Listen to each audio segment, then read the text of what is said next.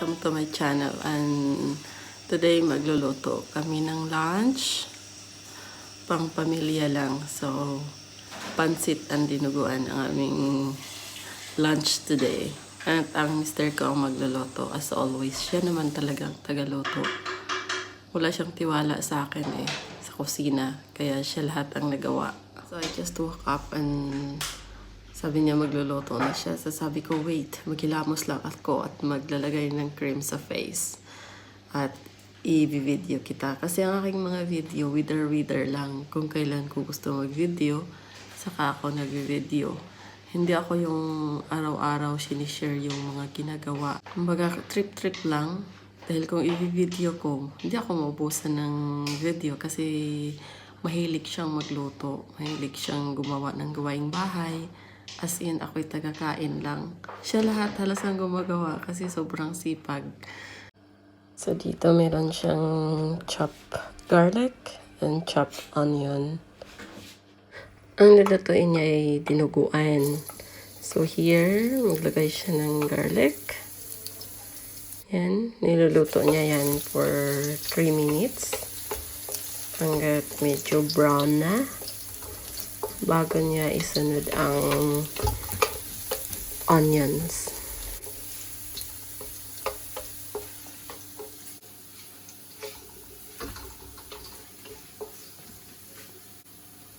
Lalagay niya ang onions. Yan. Halo-halo lang yan. Another 5 minutes, I think.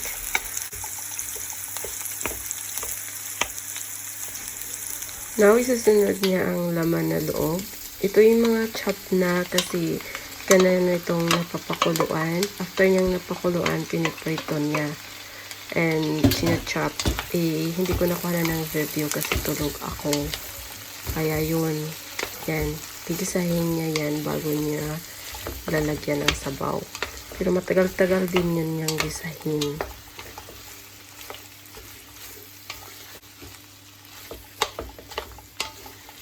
Dinuguan.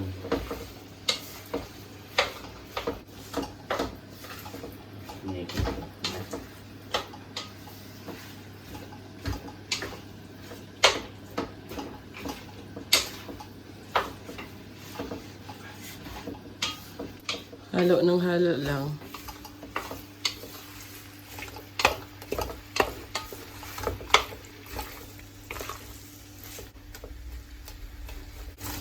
Ano nga yan? Ang loob ng baboy. Mayroon tayong bulaklak, binugbong, bato.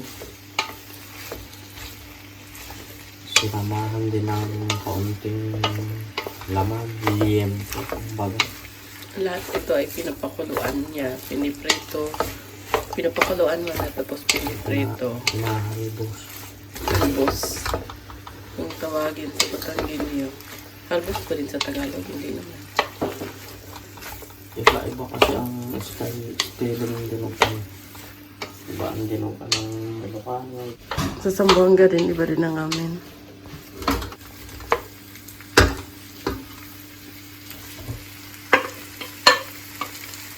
Pakitan mo na.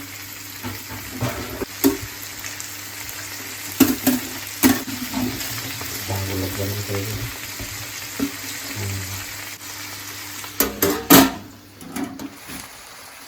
Ayan, binuksan na. I think, mga 7 minutes niyang Pero ito naman, nilalagay dyan. Isahin ng ayos. Hindi ako nangangain ng dinuguan sa ibang tao, pero pag siyang nagluluto, nakain ako. Halo lang and sa kabilang side naka-ready na. Bakit may may bubble ng tubig? Kasi lang yung pinaglagyan, sayang yung lasa. Yan, lalagay na niya ang hot water ng sabaw.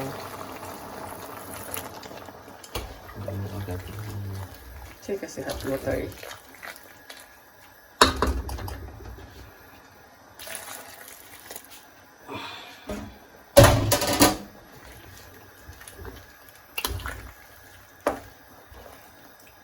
Lagyan natin ng ito. Kumbaga sa atin, kaldo. Carne di caldo. Ano yung caldo di carne? Kaldo de carne. Caldo di carne. Nasa inyo yun. Yun ay optional kung gusto nyong lagyan. Pero kami, gumagamit kami yan. Tapos takip ulit. Ating paminta. Hindi pa pala. Lagyan pa pala niya ng paminta. Black pepper. Basta. Bale, sira na. Hindi ako nakain ng dinuguan sa ibang tao. Pero pag siyang nagluluto, nakakarami ako. Kasi sobrang linis. First, kanya yung hugasan ng ayos. Tapos, kanyang papakuluan ng tubig. Then, after niyan, kanyang ipiprito. Saka pa niya ginigisa. Kaya sobrang linis talaga. 20 minutes.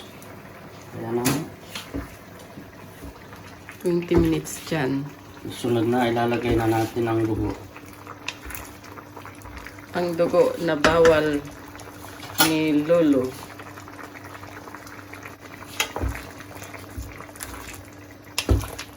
Ang dire-diretso ang... Pagluluto.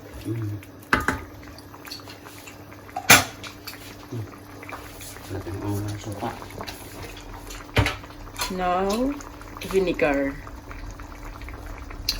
Dato puti. Ouch! Ang dami nun. Huwag mo masyadong ang asiman. At pa ng kaunti para lumasa. So, ilalagay na muna natin ang dugo. Ang dugo na pinakabawal. So, ito na ho, lagay na natin ang dugo. And now, yung kanyang next na isasalang ay ang pansitin para pang pair sa dinuguan. Sarap yan, pansit ang dinuguan. Hindi ko kayang tumingin ng dugo yung ilalagay. Kaya ako umalis. So now, titingnan natin ang kanyang ginagawa niya. Halo ng halo lang daw para yung dugo hindi mabubuo. Yan ang trick niya. Matagal niya yan luluto. Sinabi mo na. Lalo na ako. Ayaw ko nung mga hindi lutong-luto. Siya nangangain niya ng hindi luto. Ako, hindi pwede sa akin. Kaya talagang lulutuin niya ng matagal. And then, lagay niya yung sili. And then, ready to eat na. Mamaya namin kainin dahil sobrang aga pa. Hindi nga ako halos makapagsalita dahil sobrang aga. Tulog pa din ang aming anak. Uy, ang armpit. Good night. Good morning. Kagising lang. So, at the meantime, magkape na. Kasi kakagising lang. Hindi pa naayos ang buhok. Mukha lang, nalagyan ng kaunting pampapink. Kasi pag hindi putla, maputla. Kaya nagre-reddish lang ang kulay ng aking face kapag nasa labas ako pag nainitan.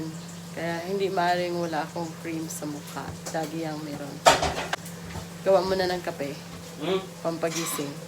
Espera! Gagawa mo na ng mahiwagang kape para magising. Yung tatlong yan. Ang tatansya yan. No, 3 na lang. 3, está bien. Yung tatlong bulsa? Sí. Sabi mo, 2 lang. No. Sí. There we go. Gawa ako ng kape. Pero magaling pa din siyang magawa ng kape kaysa akin.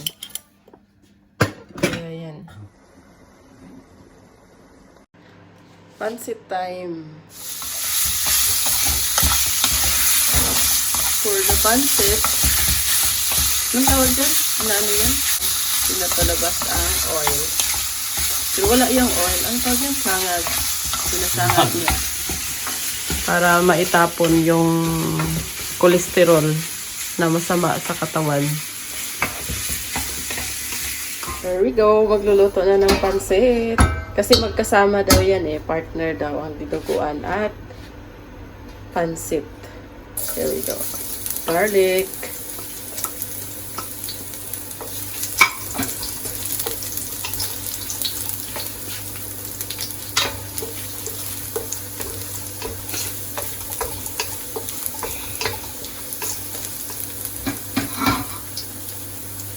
sliced onion.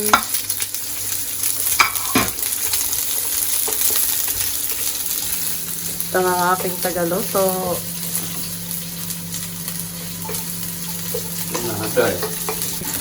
Ako ang tagakain siya ng tagaluto.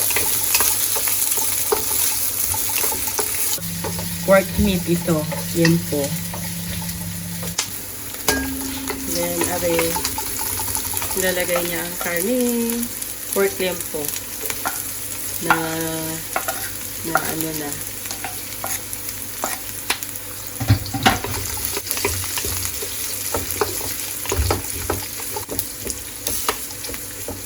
Para mabilis ang lutuan. Ito na ang cut. Sunod na natin ang mga vegetables. Ito yan. Here, carrots and bell pepper. And yung, ano yan? Cabbage. Cabbage. Pero para sa akin masarap. Hindi yun, iba yung type na cabbage. Yung colchino. Ano yun? Pichay? Hindi ito pizza. Yan ay cabbage talaga. Ah, cabbage pala yan. Pero mas masarap ang colchino i-gamitin. Hindi ko ma-identify. Kasi cut na niya. Dami niyang kalat, oh. Siya na rin maglilinis niya. Walang tiwala sa akin yan. So, atin hong paitimin ang karne. Para medyo maitim-itim. Para ko yung last na yan lalagay. No, sa karne yan para umitim. Kasi, para ko yung pansit ang dapat papaitimin.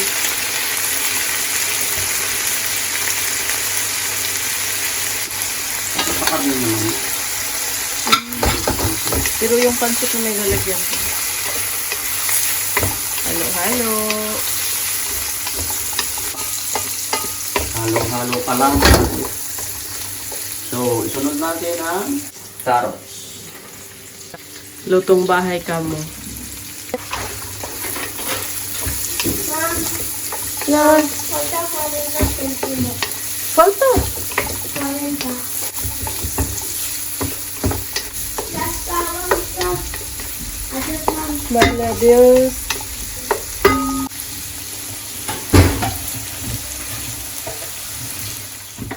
Lalagay na ang bell pepper.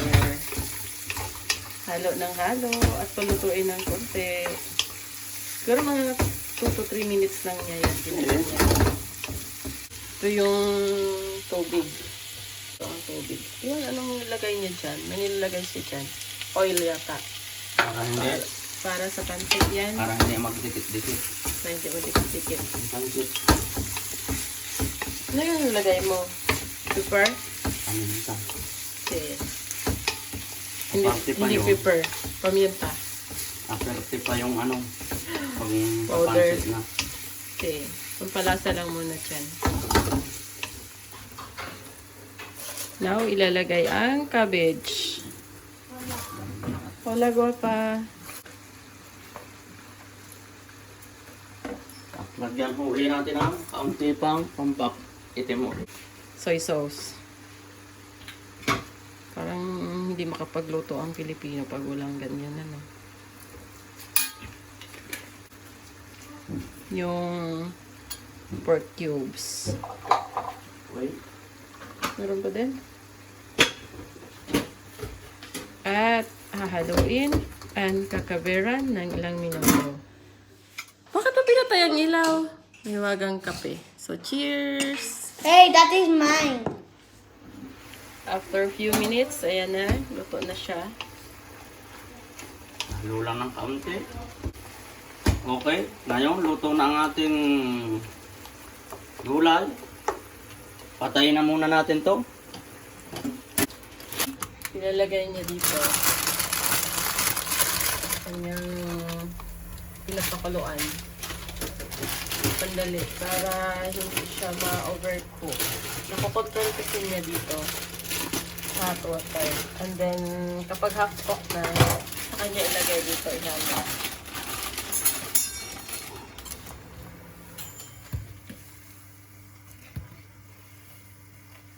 Tawag yan sa atin, mali? Yellow na pansit. Kanton. Kantong. Kanton. Sa amin lang tawag pag pansit, kanton, kanton at bihon, pinaghalo. Sa amin tawag ito, bihon at katangan. ay, ang tawag sa amin ay bandi. Layo. So, pinagahalo niya ganyan.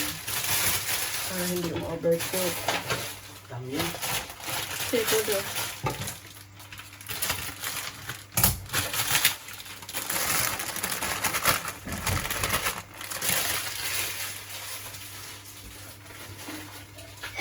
So, pakuluan niya for 2 to 3 minutes yata or 2 minutes.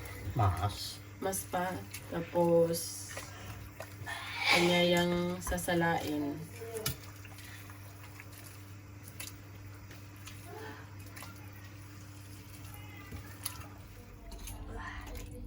Yan, ayos na yata yan.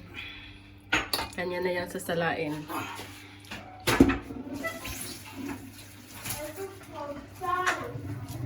Kalat talaga ng lalaki magluto. Kami din na pala yun. Shout out kay Lance Manahan pag nagluluto, ang linis ng kanyang kusina. Kinakrap Sir Lance. Shout out sa mga Andres Diaz. Itong asawa ko Ranger. Wala Pero saka Buhay siya eh. naglilinis pagkatapos niya magluto. Nilagay mo doon, mainit yun No? Ba? Olive oil. Para hindi magdikit-dikit. Gusto nilagay niya ng olive oil. Para hindi magdikit-dikit ang pansit. Habang pinapatulo. Eto na.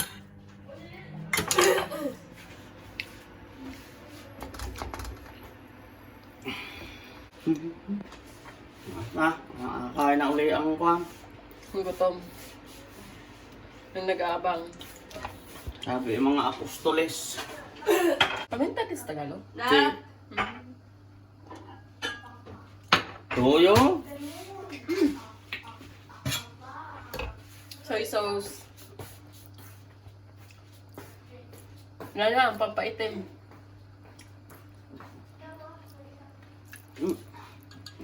Another. Another what?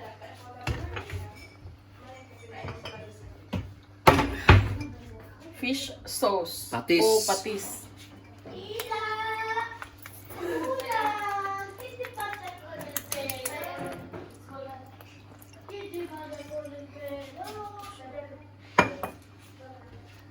And halo-halo kalamay.